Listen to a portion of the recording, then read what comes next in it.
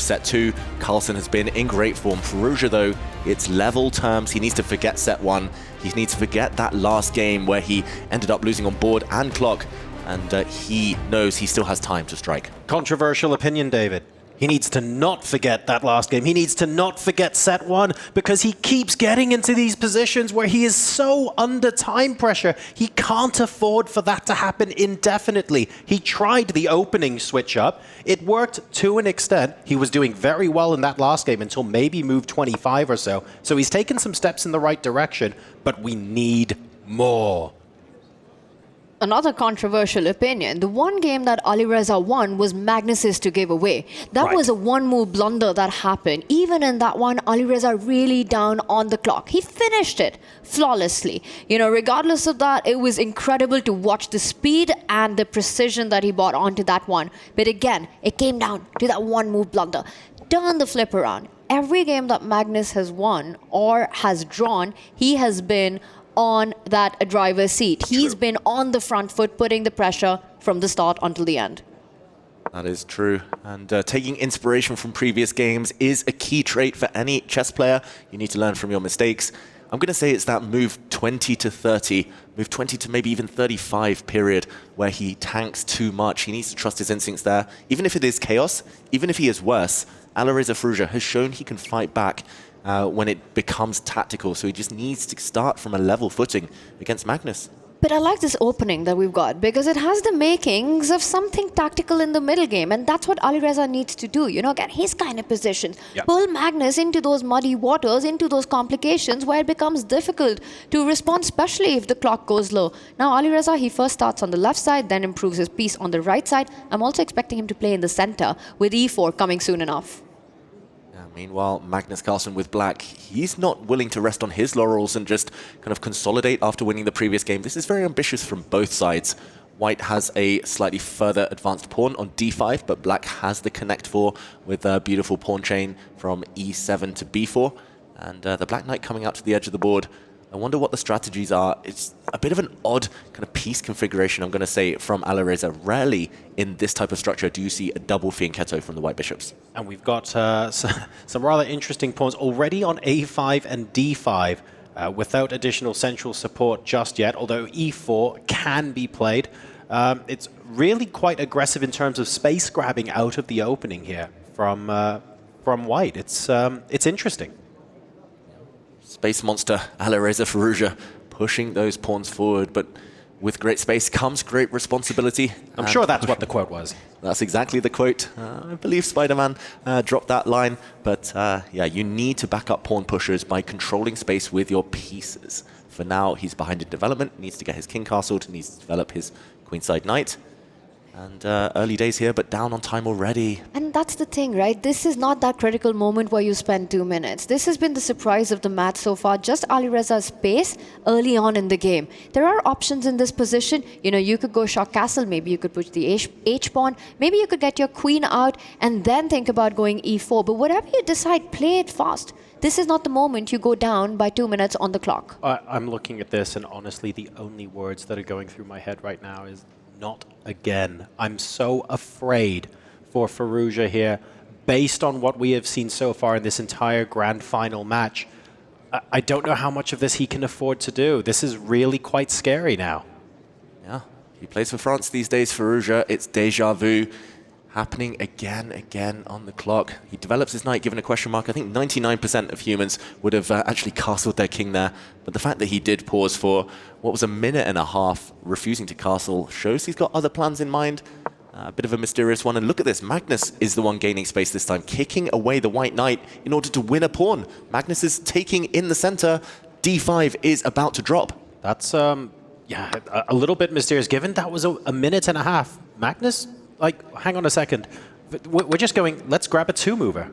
This is not a blunder by Firouzja. This is what he wants. He's trying to create an imbalance where he trades off the bishop. Magnus's g5 pawn will become a target. He finds a nice spot for his knight to jump into. The bishop on g2, pinning that black knight on d5. Okay. Yes, I see the evaluation bar. It says it's horrible for black, but for white even.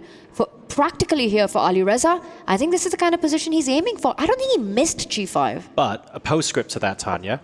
When Magnus has 9 minutes to figure out how to get out of this, that's really different to when they have 2 minutes or less. And I'm really worried that Magnus will find a way just because it's so early in the game and he has so much time left. That's the big point here, right? You flip the script on that clock, Magnus down to 6.5, Alireza at 8.5, and you'd be saying this is great. But look at that, he's still going aggressive. He is going for the attack now, trying to open up the H line, access denied. Cool, so what we're saying here is ignore the evaluation bar for now. It's very much a strategic pawn sacrifice to see if we can wrangle something out of the middle game here.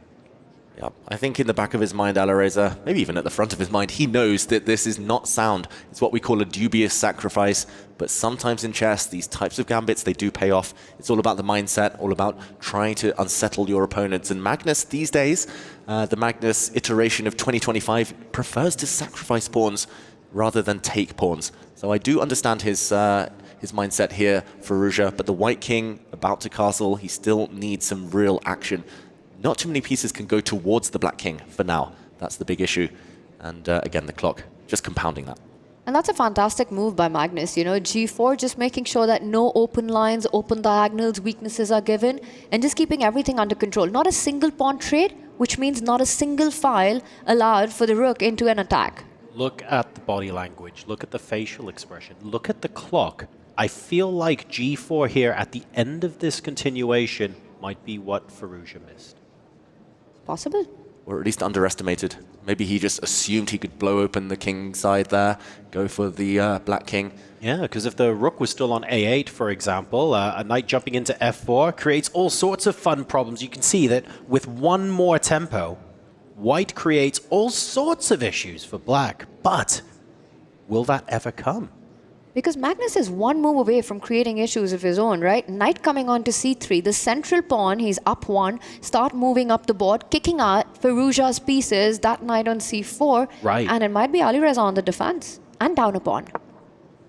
It's coming. The black knight forced into the square it wanted to use anyway. It's a very committal decision from Firouzja, but there we go. It's that knight F4 move you mentioned. The knight is coming towards the black king, maybe threatening a check on H5. Can Magnus deal with that? Is he going to brace for impact somehow? At least creating something for Firouzja. I like this last move, this last idea from him. I do, and I think the evaluation bar in this position is a little deceptive.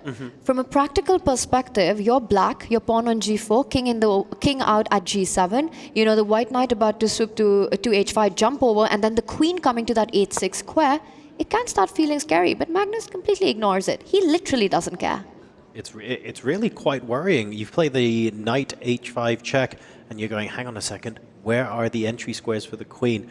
Could the king even come up to G6 to prevent the queen from coming up? And who wants to play that kind of move in that sort of uncomfortable position? Definitely far from over this, and the eval bar does not tell even a quarter of the story here. The degree of discomfort in the black camp right now is immense. Yeah, in the meantime, Firouzja continues to think, continues to tank. He needs to get his rooks into the action. Without the rooks, you might not attack. White's bishop is never really joining in, blocked by its own pawn. And Magnus has a total clamp over the dart squares. So strategically, black is just winning. Pawn up and the bind. Firouzja needs to deliver checkmate if he's going to save this game. What's the wild idea then? Like, are we talking like queen up to D3, king D2 to bring the other rook across? Like, what's the wild, weird anti-positional idea that actually gives us a reasonable chance here? That's the $250,000 question, right? Well, yeah. The 1,000-point question. And right now, the white knight jumping into the center. I still feel Firouzja's king is going to castle on the king side. Maybe he'll push the f-pawn to open up lines for the rook a bit later on. But still takes a while. And in the meantime, Magnus has a few moves. Will he develop black's bishop? At least not clear what Magnus is doing next. He's prevented any pawn pushes, Firouzja. So Magnus reduced to piece play. And not easy to bring out the black queen either. And I like this move by Alireza because it stops Magnus from getting his knight to the center of the board. Knight D4, not allowed anymore. Knight takes knight would win a pawn. And also, if you trade on Alireza's terms by capturing the knight on D5, I think he intends to capture with the pawn, opening up that E line to eventually get his rook into the game. So Magnus just keeping the tension there, pushes that E pawn forward. And now for Alireza, could he take on C3, double down on that D6 weakness? Because this last move leaves a backward pawn for Magnus Carlsen. Yeah, it looks really quite committal there because the pawn on d6 is permanently quite weak. But you have to remember, with the material advantage and the fact that Magnus has those knights so cemented, the knight on b5 is still helping to defend that pawn as well. Is it a long-term weakness? Absolutely. But I don't necessarily see how it's going to be targeted effectively. And Magnus is going to shut the door. He's going to shut the d-file by planting the black knight in the center of the board. So it's going to be very difficult to get at that backward pawn. I agree, long-term weakness. The problem is here, white's knight looks nice, but can be removed by bishop. Black's knight cannot be removed at all, and a shake of the head there from Firouzja. It's going to be very difficult now to break out and get any attack going. The white pieces have been forced into reverse gear. You mentioned earlier on, David, what, moves 20 to 35 are going to be critical? Well, let's have a quick glance at the clock. Let's check in with what the situation is. It's not as bad as it has been at some points in this match, but 6.5 minutes plays 3. I don't think anyone can realistically argue that's good either. Especially with no open lines on the board, especially if you're Alireza down a pawn, down a set in this match, you want about 7-8 minutes on the clock. You want to be the one ahead on it right now. Magnus, meanwhile, he's striking at the other pawn. He says, one's not enough. I'm coming for the one on a5 as well. Yep, Magnus wants to take on a5. In the meantime, Firouzja is hitting the g4 pawn. That's Magnus's only real weakness. If you defend it with a fellow pawn, I think Firouzja's intention is to blow the king side. He needs ways in towards the black king. Pawn to f3 is very likely on the agenda next, but Magnus will be looking to try and deal with that. Well, h5 would then leave a weakness on that square once trades happen after f3. Will Magnus go on the defense with his queen, or will he capture on a5? And I think if he does that, if you trade the a-pawn for the g-pawn, then it gets really complicated because your king on g7 is suddenly under fire. Firouzja. Nice. And he does take the a5 pawn, so allowing some counterplay, Magnus Carlsen. I think this is going to be a real exciting moment for Firouzja. At least he needs to just be taking on g4 immediately. Why else would you put your queen on d1? Why is he pausing? Take that pawn off the board. Suddenly white has access to some squares. There we go. It's a one pawn advantage still for Magnus Carlsen, but suddenly you could imagine the black king coming under some fire. You need to not see ghosts at this point. 2 minutes 30 plays 5 minutes. Firouzja has been exceptional throughout the entirety of the Esports World Cup, but you cannot be consistently playing against the best player in the world so far down on the clock. He recognizes this, of course. He would be a fool not to, but he has to do even more. He has to really dig deep now to try and come out on top. All right, but we're going to see some forcing moves, so hopefully he will play faster. And look at that, Magnus plays an unexpected move, and Firouzja, ready with his response, comes back with the knight. Bishop takes pawn, hits that rook. Will we see some simplification? Magnus Carlsen would be very happy with that. That knight on d4, far better than Firouzja's bishop on g2. If knight takes bishop, queen takes knight was to happen. On the bright side, the white queen can at least finally get active. There is one check available for Firouzja. You still need to follow up. It's not going to be easy, but one active piece, then you can evacuate the white rook, get it out the way. This is, again, the best position he's had in a while, but he's just not trusting his instincts. There we go. It is a check. The black king runs. The rook does move. And Magnus still has some work to do. It's all about the black a-pawn, whether that's going to be quick enough to run down the board, or if Firouzja is able to create counterplay in time. Still up a pawn. I love where he's placed his bishop. Magnus Carlsen has, taking away all the jumping squares from that white knight. Firouzja now threatening a checkmate in one. Watch out, move that rook away or defend it. He moves it to the 7th rank, making sure that h7 also remains protected. The white bishop is so ineffective. It's just watching the action happen. There we go. It does retreat in the end. He's aiming to reposition it. I'm not sure exactly where. Maybe just on d3 as a defender.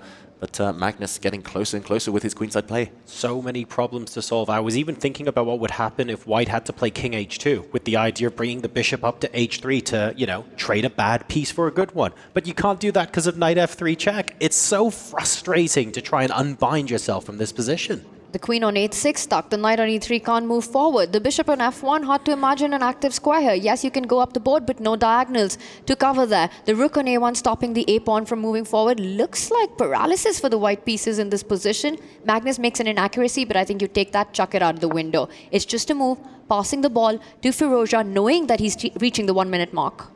Yeah, unless we see a massive swing in eval, let's ignore those board annotations for now. That question mark, definitely because Magnus is playing quick moves for now. Good enough moves. We would call them the 80% type of moves where it might not be the best, but it's good enough not to change the eval at all. And he's only going to wait until Firouzja's down to that 30-second mark again before changing the pace. The black rook retreating again, not creating any damage. He's just passing the ball back to Firouzja, and the red appears. It's bullet time. It's bullet time, and Magnus has an idea. That rook could transfer itself to that left flank behind the a-pawn and start pushing it, which is why Firouzja was forced to bring back the queen, attacking that f6 pawn. Magnus does not repeat this. He's not going to bring his rook back. Whoa, he's sacrificing the f6 pawn. He knows he can get the queens off the board. Next move, Magnus Carlsen, he's going to swing the black queen across to g7 in front of his own king. He's going to go for the trade. And Firouzja, if the queens disappear, it's all about the black a-pawn. 40 seconds, though. He needs to decide. Queen's off the board or on the board. Just make a move. But how do you decide? Both are equally bad. Also, you've got no time. Alireza Firouzja frozen with no good options on the board. He jumps in with a knight. Magnus, he can trade. And look at Alireza. It's almost like he's giving up. Looks so frustrated. I've never seen him look this helpless, Alireza, on the camera. He can give a check with his bishop. He drops his queen and he drops his queen. Alireza Firouzja. It's a simple knight fork to end that game. The writing was on the wall anyway, but Magnus Carlsen takes the win. He's so close now.